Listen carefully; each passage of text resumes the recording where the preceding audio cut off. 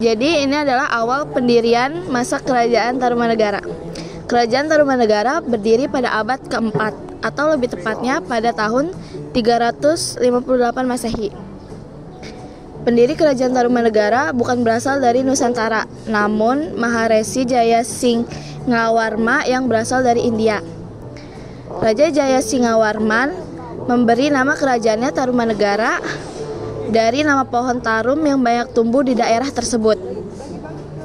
Jayasingawarman memerintah dari tahun 358 Masehi sampai 328 Masehi, dan setelahnya memutuskan untuk menjadi petapa. Kepemimpinan Kerajaan Tarumanegara lalu dilanjutkan oleh Raja Dharmawarman. Selanjutnya, saya akan menjelaskan tentang peristiwa penting Kerajaan Tarumanegara. Peristiwa yang sangat penting yaitu dan berpengaruh pada masa Kerajaan Tarumanegara adalah penggalian Sungai Candrabaga oleh Raja Guru dan penggalian Sungai Gomati sepanjang 6.112 tombak atau 12 km oleh Purnawarman pada tahun ke-22 masa pemerintahannya. Pekerjaan ini dimulai pada hari baik tanggal 8 Parogelap bulan Falguna, lalu disudahi pada tanggal ke-13 Paroterang bulan Caitra. Jadi hanya berlangsung 21 hari lamanya. Saluran galian itu panjangnya 6.122 tumbak. Selamatan baginya dilakukan oleh para Brahmana disertai 1.000 ekor sapi yang dihadiahkannya. Selanjutnya aku akan menyebutkan raja-raja dari Kerajaan Tarumanegara, dari yang pertama hingga yang terakhir. Yang pertama itu ada Raja Jayasingawarman dari tahun 358 Masehi hingga 382 Masehi. Yang kedua ada Raja Dharmawarman dari tahun 382 Masehi hingga tahun 395 Masehi. Yang ketiga ada Purnawarman dari tahun 390 Masehi hingga 434 Masehi. Yang keempat ada Wisnuwarman dari tahun 434 Masehi hingga 455 Masehi. Yang kelima ada Indrawarman dari tahun 455 Masehi hingga 515 Masehi. Yang keenam ada Cardawarman dari tahun 515 Masehi hingga 530 Masehi. Yang ketujuh ada Suryawarman dari tahun 530 Masehi hingga 561 Masehi. Yang ketujuh ada Suryawarman dari tahun 535 Masehi hingga 561 Masehi. Yang kedelapan ada Kertawarman dari tahun 561 Masehi hingga 561 Masehi. Yang kesembilan ada Sudawarman dari tahun 698 Masehi hingga 639 Masehi. Yang ke-10 ada Hariwangsawarman dari tahun 639 Masehi hingga 640 Masehi. Yang ke-11 ada Nagajayawarman dari tahun 640 Masehi hingga tahun 666 Masehi. Dan yang terakhir Raja ke-12 yaitu Linggawarman dari tahun 666 Masehi hingga 669 Masehi. Nah, setelah kalian tahu para raja-raja dari Tarumanegara, aku akan menjelaskan masa kejayaan dari Tarumanegara. Tarumanegara mencapai masa kejayaan pada masa pemerintahan Purnawarman yang dikenal cerdas dan berwibawa. Pada tahun 397 Masehi, Purnawarman membangun ibu kota kerajaan di sekitar pantai yang kemudian dianggap sebagai cikal bakal Sunda. Menurut Prasasti Tugu, Raja Purnawarman sukses melakukan penanganan banjir dengan membuat Sungai Candrabaga sepanjang 12 km.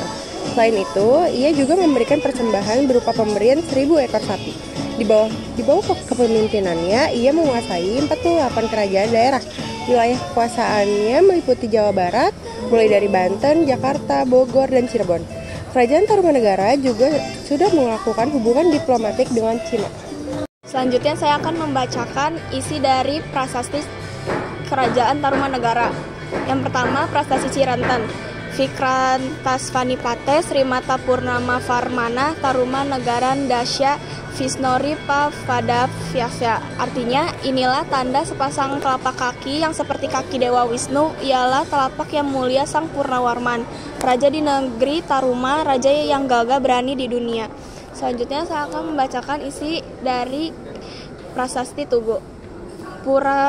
Puraja Virejanagun Vina Bakurun Yatan Gur Kriya Chandra Bagarna Yaupra Pravarda Nama Detya Srigauna Jasana Rendra Nabute Nasimatu Purnawa Marna Prarabiana Halguten Masek Hatta Nasmita Cauca Itra Suklan Yayodasyam Dinra Sidyaik Kawin Nasaik Ayatas Sadhasrena Danusa Satane Cadawin Sananan Dirama Gomati Nirmalo Daka Pitama Sahamar Raja Serdivasya Saibira Vanirahmani Gosaharen Prayati Kasina, yang artinya prestasi tersebut menerangkan penggalian Sungai Candrabaga oleh Raja Diraguru dan penggalian Sungai Gomati oleh Purnawarman pada tahun kedua-dua masa permintaannya. Ya, selanjutnya saya akan menjelaskan proses kehancurannya kerajaan Tarumanegara. Tarumanegara runtuh ketika dipimpin oleh Raja ke-13, yaitu Raja Tarusbawa, setelah menggantikan Raja Linggawarman yang wafat pada 669 Masehi. Pergantian kekuasaan ini pun menjadi pemicu berakhirnya kerajaan Tarumanegara karena Tarusbawa lebih menginginkan untuk kembali ke kerajaannya sendiri, yaitu Sunda yang sebelumnya berada di bawah kuasa Tarumanegara. Pengalihan kekuasaan ke kerajaan Sunda ini ternyata tidak disepakati oleh kerajaan Galuh, yang akhirnya kerajaan tersebut memutuskan untuk memisahkan diri. Dengan begitu, wilayah bekas kerajaan Tarumanegara pun dibagi menjadi dua, yaitu kerajaan Sunda dan kerajaan Galuh dengan Sungai Citarum sebagai pembatasnya. Tidak hanya itu, sebab lain runtuhnya kerajaan Tarumanegara adalah karena adanya gempuran dari beberapa kerajaan yang ada di masa lampau. Terlebih, kerajaan Majapahit yang pada masa itu berperan sebagai kerajaan penting dan besar di Nusantara.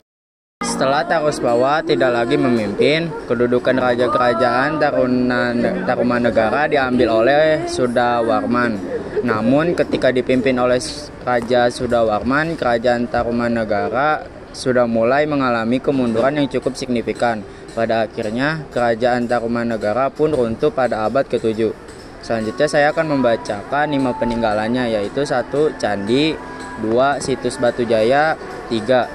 Candi Cibuaya, 4. Arca, 5. Arca Rajarsi, 6. Arca Wisnu Cibuaya 1.